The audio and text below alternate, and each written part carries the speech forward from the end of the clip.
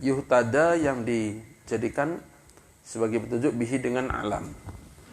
Wa imamun dan iman bihi yang dengannya yuqtada dijadikan sebagai panutan. Fa in dhalla, apabila sesat sapa alim wa ghawa dan sesat enggak sampai tujuan, salah arah. Wa athara dan lebih mengutamakan ad-dunya ing dunya alal akhirah atas akhirat, karena maka ada alaihi atas alim apa ismuhu dosanya alim wa ismu man dan dosanya orang taba'ahu yang mengikutnya ala dzalik atas hal itu. Wa in istaqama dan apabila dia istiqomah wa taqwa dan bertakwa, kana lahu maka ada baginya apa ajruhu pahalanya alim wa ajruman dan pahalanya orang taba'ahu yang mengikutnya ala dzalik atas itu. Nah, sifat-sifat kemarin itu ketenangan, menjaga akhlak, kelembutan dan lain-lain yang banyak kemarin disebutkan itu bukan hanya sifat orang alim, sifat setiap orang mukmin juga begitu. Cuman kalau orang alim lebih wajib, lebih kudu, lebih mesti punya akhlak seperti itu. Kenapa? Karena dia nanti dijadikan panutan, jadikan simbol, jadikan seperti pertanda. Ibaratnya dalam rombongan begitu ada tour leadernya, paling depan pegang bendera lah, bendera yang diangkat begini namanya alam. Paling belakang lihat kemana ini? Oh kanan kan? Oh kelihatan dari jauh. Ibaratnya begitu orang alim itu. Sehingga tatkala orang alim benar yang ikut dia dalam kebenaran ya pahalanya double, triple. Kalau makin banyak pahala sebanyak orang yang mengikuti. Tapi ingat sebaliknya, dia salah langkah diikuti orang, na'udzubillah min dzalik, yang mengikuti dapat dosa tapi nyumbang dosa juga pada orang yang diikuti, pada ulama yang dijadikan panutan. Maka dapat tambahan pahalanya mudah, dapat tambahan dosa juga enggak kalah mudah.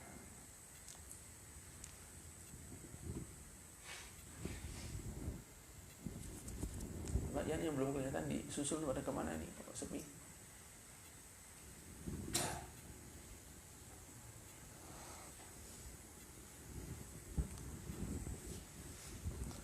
Wa yanbaghi dan siyukyanya lil alimi atas bagi orang alim bi umurid dinil al-zahirah, seorang yang punya pengetahuan tentang urusan agama yang zahir, apa ayyudifa untuk menambahkan ila dzalika atas sifat-sifat tersebut, menambahkan apa? Al-ilma ing ilmu bil akhlaqil batinah, ilmu tentang akhlak batin, min sifatil qulubi dari sifat-sifat hati. Ini yang paling dahsyat pembahasannya adalah kitabnya Imam Ghazali Ihya Ulumuddin, itu luar biasa. Batin itu betul-betul dibedah seperti dokter menjelaskan tentang anatomi tubuh gitu. Ya, Imam Ghazali rahmatullah alaih itulah yang memulai pembahasan tentang batin dengan begitu detail, seperti menguraikan zahir. Kalau orang menguraikan zahir kan banyak dokter-dokter dari zaman sebelum Rasulullah SAW juga udah banyak itu, bahwa jantung itu hubungannya begini, ada aliran, ada saluran, ada ini. Oh, diterangkan panjang lebar itu. Tapi yang membicarakan tentang batin dengan begitu detail ya, mulai Imam Ghazali rahmatullah alaih itu, Imam Ghazali.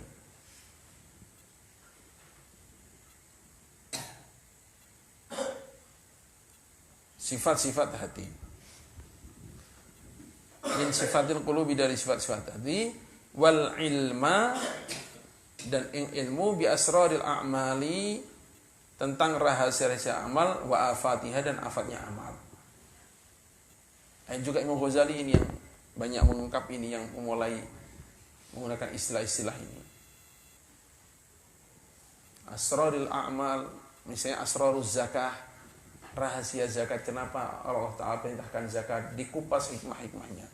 Asrarus sholah, kenapa rukuknya seperti itu, sujudnya seperti itu. Kemudian cara wudu misalnya, kenapa mesti idealnya menghadap kiblat dengan duduk lalu diusap semuanya. Oh, itu betul-betul dikupas satu demi satu.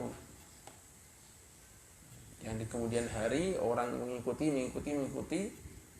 digabungkan dengan ilmu-ilmu lain. Oh, ternyata kalau wudu dengan duduk itu lebih rileks.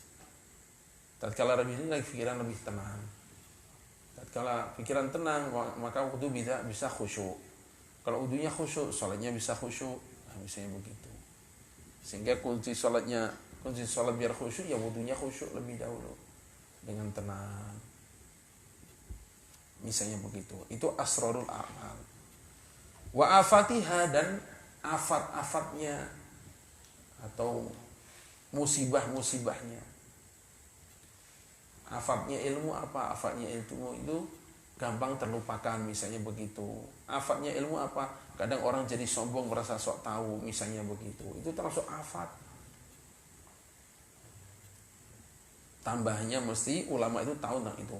Wal ilma bil wa'di wal wa'idi, dan tambahkan juga ilmu tentang janji dan ancaman.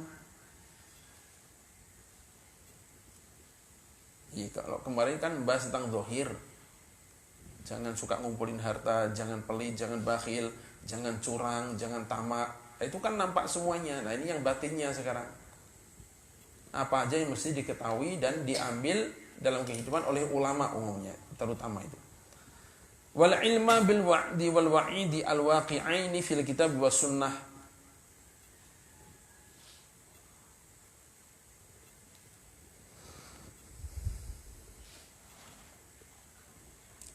Dan ilmu tentang janji dan ancaman yang ada dalam kitab dan sunnah. Wa dzikri thawabil muhsinina wa iqabil musiin, dan ilmu tentang disebutkannya pahala orang-orang yang berbuat baik dan siksaan orang-orang yang berbuat jahat. Mesti tahu pandangan ke depan amalnya untuk apa. Dan justru itulah yang awal dijadikan pondasi oleh Rasulullah SAW. Para sahabat dari awal dikenalkan dengan cerita surga dan neraka, dosa pahala terus gitu. Sehingga pandangan sahabat betul-betul ke depan, saya mau cari itu. Saya ingin menyelamatkan diri dari itu. Sehingga kesusahan duniawi, kemiskinan gak begitu berat karena dibandingkan dengan kesusahan tentang akhirat. Sehingga tawaran-tawaran duniawi gak begitu memikat karena dibandingkannya dengan kenikmatan akhirat. Orang kalau hanya melihat mau dikasih uang 5.000, kelihatannya itu, kan seneng 5.000. Tapi kalau orang di belakangnya ada yang ngacungin uang 100.000, kalau kamu nggak terima itu saya kasih ini, kira-kira ngambil mana? Ngambil 100.000, tapi 5.000 hilang, nyesel nggak? Enggak. Kenapa mau dapat yang 5.000, yang 100.000? Nah, para sahabat gambarannya itu begitu. Nggak apa-apa, nggak dapat ini, mau dapat yang itu. Nah, kalau kita yang itunya itu belum bisa meyakini masalahnya. Ibaratnya orang yang pegang 100.000 itu nggak kelihatan, ibaratnya begitu. Makanya, tinggal ini kalau nggak diambil kapan lagi? Ya ini rezekinya hilang nanti nggak diambil. Padahal kita dikasih tahu kalau kamu nggak ngejar-ngejar ini, saya kasih yang ini. Oh, itu yang dipertontonkan tuh bukan 100.000 lagi, jutaan nih, jutaan ini. Kalau kamu nggak ambil itu, saya kasih ini. Ayo, sok pilih yang mana. Kamu melangkah sedikit, maju dikit dapat ini, tapi itu kan jangan ambil. Dan ternyata kalau ambil yang itunya juga dapatnya lebih. Gitu. Kalau dapatnya 100.000 kan 5.000 otomatis masuk. Nah, para sahabat menghadapi akhirat tuh begitu itu. Seolah-olah akhirat itu sudah di depan mata mereka. Nah, orang mukmin mestinya begitu juga. Sehingga dengan kesempatan duniawi itu enggak begitu tergiur gitu. Ambil secukupnya, ambil seperlunya.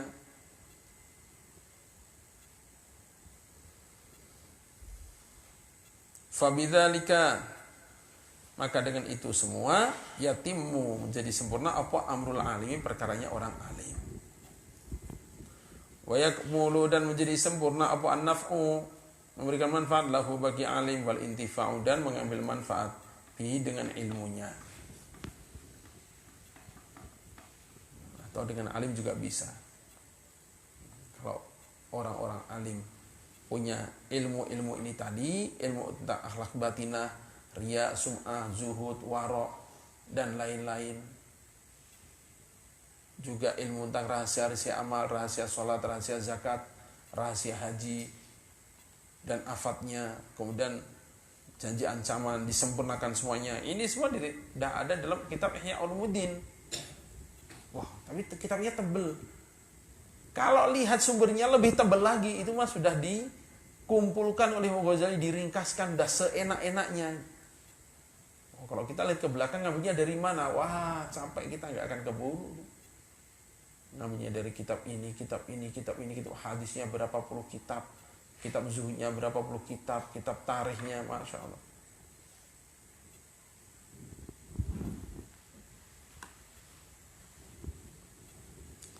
Fa inna hadhil ulum allati dzakarnaha, maka sungguhnya ilmu-ilmu, inilah ilmu-ilmu yang kami sebutkan tadi, ikul yatimu ba'daha biduni ba'din, itu sebagiannya tidak mungkin sempurna tanpa sebagian yang lain.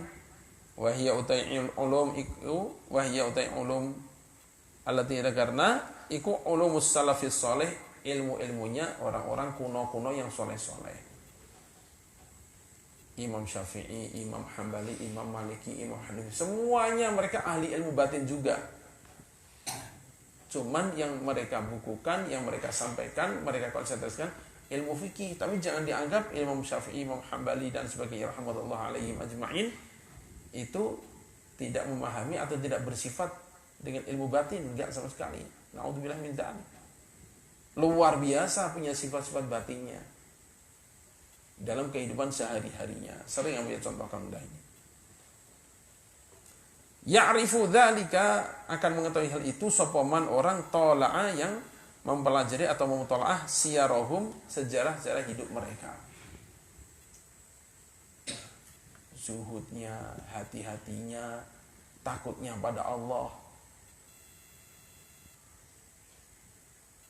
dan banyak hal, menjaga kesucian diri, kesucian harta, dan sebagainya begitu.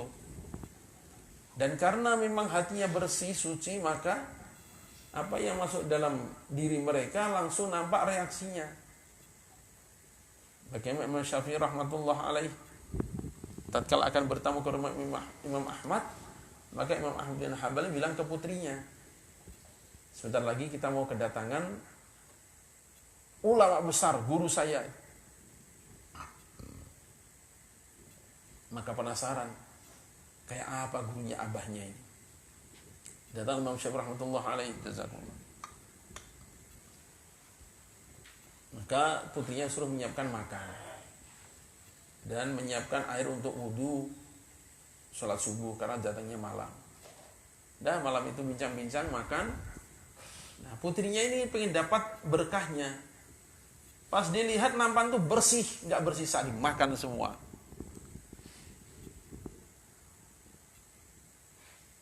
Besoknya dilihat air wudu itu, loh kok utuh, katanya ahli ibadah. Ini sudah menjelang subuh belum kepake air wudunya, masih tidur. Astagfirullahaladzim. Sampai subuh masih utuh itu airnya. Lah, ini kapan bangunnya? Udah akhirnya berangkat sholat subuh. Pagi-pagi Imam Ahmad bertanya dengan sangat sopan, aku mewakili putriku yang ingin bertanya tentang dua perkara. Apa itu? Engkau ini seorang alim, tapi kok makannya banyak? Disiapkan, dihabisin semua. Padahal putriku pengen dapat berkahnya, tapi nggak ada sisanya. Yang kedua, ini air disediakan untuk tahajud, tapi nggak dipakai. Masa seorang alim gak tahajud? Maka Imam Syafi'i rahmatullah alaih, begitu aku akan makan, yang terlihat olehku bukan makanan, yang terlihat olehku adalah nur yang disiapkan itu. Nur yang disiapkan. Karena memang Imam Ahmad bin Hanbal dan keluarganya semuanya itu zuhudnya luar biasa, menjaga amalan luar biasa, sehingga masakannya pun kelihatan nurnya. Ini bagi ahli rohani itu beda, yang masakin sambil zikir, sambil nyanyi begitu, itu beda. Nah, karena yang saya lihat adalah nur, maka saya ambil semuanya dalam diri saya. Sayang nih kalau saya lewatkan ini, karena ada cahayanya ini. Sehingga dengan berkah cahaya dari makanan yang dimasak oleh putrimu ini, saya nggak perlu tidur semalam, dan dalam satu malam ini alhamdulillah sekian banyak masail fikih yang bertahun-tahun nggak terpecahkan, Allah Ta'ala berikan pemecahannya. Kalau nggak salah 300 masail kalau nggak salah. Dan karena saya nggak tidur ya, nggak perlu wudhu lagi, masih utuh makanya minumannya, makanannya itu. Ini kan pengetahuan tentang asrarul batinah dan lain-lainnya luar biasa. Imam Syafi'i rahmatullah alaihi ini juga muridnya Imam Ahmad bin Hanbal juga seperti itu. Makanya ulama salafus saleh semuanya yang masyhur, yang ilmunya sampai sekarang masih termanfaatkan, masih berkah, nah itu semuanya punya sifat-sifat ini juga. Wa amma ilmul batini fala qiwama lahu bidun ilmi zahir. Adapun ilmu batin maka tidak ada tegak baginya, tidak akan tegak bidun ilmi zahir, tanpa ilmu zahir. Wa amma ilmu zahir, adapun ilmu zahir fala tamama, tidak ada kesempurnaan baginya, lahu baginya bidun ilmi batin, tanpa ilmu batin. Kalau hanya ilmu batin jadi kebatinan nanti. Oh, itu wudunya kurang pas. Allah Maha Pengampun. Itu kan bagi kamu, bagi manusia. Bagi Allah mah gimana hati? Oh, seolah-olah bagus, padahal ngerusak agama itu nanti. Ntar. Ini apa? Sarungnya agak sobek, itu kelihatan auratnya. Oh, aurat itu bagi manusia, bagi Allah Ta'ala nggak ada itu. Sama saja, nggak pakai tutup sama aja. Udah, jangan tawajuh ke buat yang dohir gitu. Bersihkan hati kamu, jangan suka lihat aib orang. Loh, akhirnya begitu nantinya. Kasih tahu ini terbuka, auratnya terbuka, sholat nggak sah, udah nggak mempan. Karena hanya tadi judulnya mengatakan ilmu batin. Padahal ini ilmu batin tanpa zahir nggak bisa tegak, akhirnya jadi kebatinan, jadi nggak jelas semuanya. Loh, emang ada orang yang ilmu batinnya melebihi Rasulullah SAW? Kan nggak mungkin ada. Ternyata Rasulullah SAW juga sangat memperhatikan ilmu zahir gitu.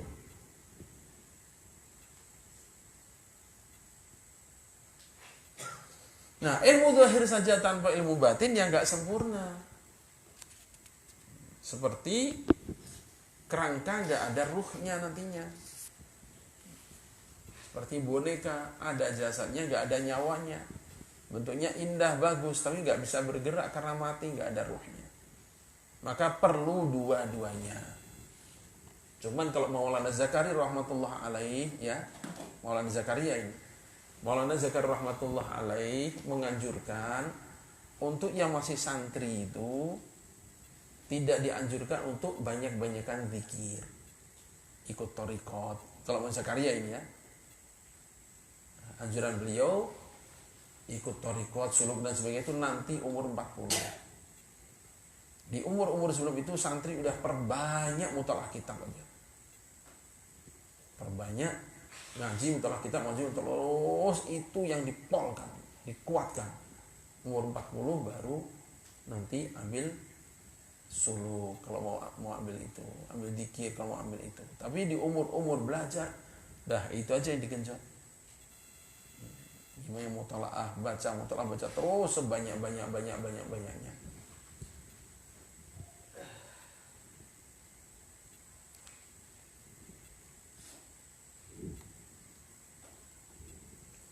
Wa amma ilmul wa'di wal wa'idi, adapun ilmu tentang janjinya ancaman falima fihi ma min at-targhibi fi qabdil awamir wal fadail. Adapun pentingnya ilmu tentang janji dan ancaman Itu karena isinya yang berupa targhib, anjuran tentang menegakkan perintah-perintah. Wa minat tarhibi 'anil wuqu'i fil maharimi war radha'il.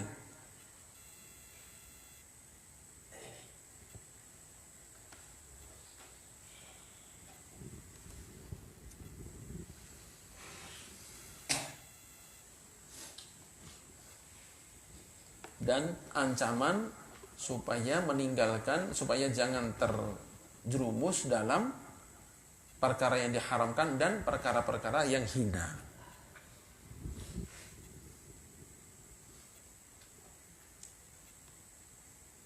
Wa qabihun, dan buruk bil alimi bagi seorang alim ayyatakallama fi hukmi ba'dil wajibat, untuk berbicara tentang hukum sebagian kewajiban, au fadailil khairat, atau keutamaan kebaikan-kebaikan, au syai'in minal muharramat, atau bicara sedikit tentang perkara yang diharamkan. Fa idza tuliba, maka tatkala diminta inda dzalika, tatkala bicara tadi, bi dzikri ba'd ma warada 'anillah wa rasulih fi dzalikal amri, tatkala diminta untuk menyebutkan sebagian apa yang datang dari Allah atau dari Rasulnya tentang Quran, tentang hadis, gimana dalilnya, gimana fadilnya dalam Quran dan hadis, ternyata lam yaqdir ayyurida syai'an min dzalik, tidak bisa untuk menyampaikan sedikit pun dari itu.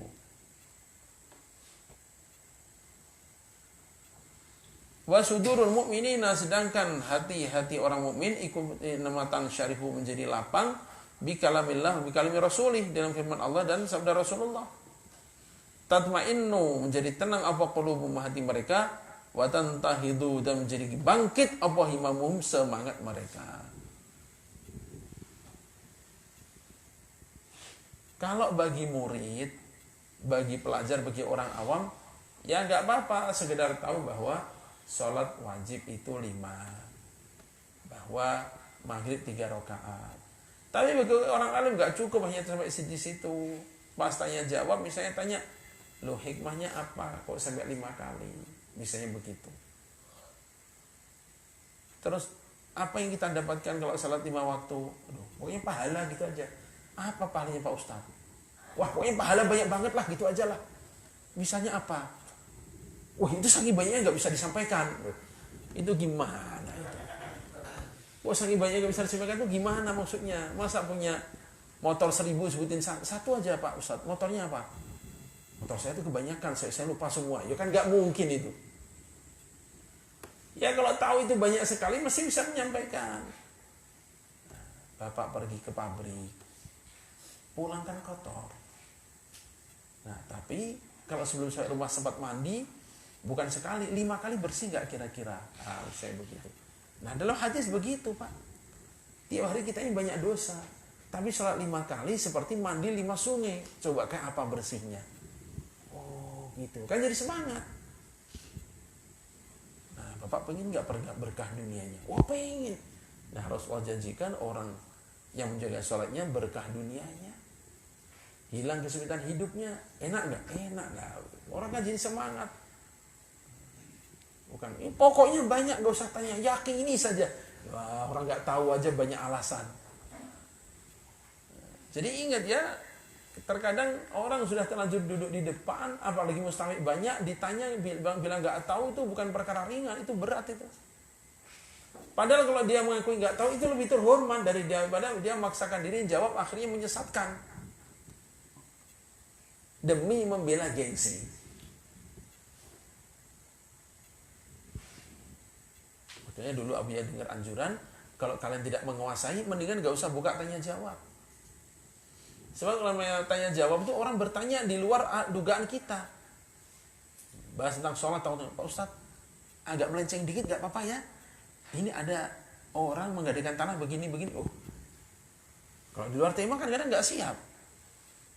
Kalau gak siap, mendingan gak usah buka gitu. Kecuali kalau siap cari selamat, gimana? Kalau nggak tahu bilang aja. Saya kayaknya belum paham masalah ini. Mendingan Bapak tanya ustadz lain aja. Ah, begini itu gentle gitu. Daripada, oh kayaknya kalau menurut saya ini sepertinya nggak apa-apa deh. Nah, itu kan begini. Kok ada hukum kok menurut saya kira-kira itu gimana? Itu kan berdusta nanti akhirnya. Na'udzubillah min dzalik. Wallahu a'lam. Kalamun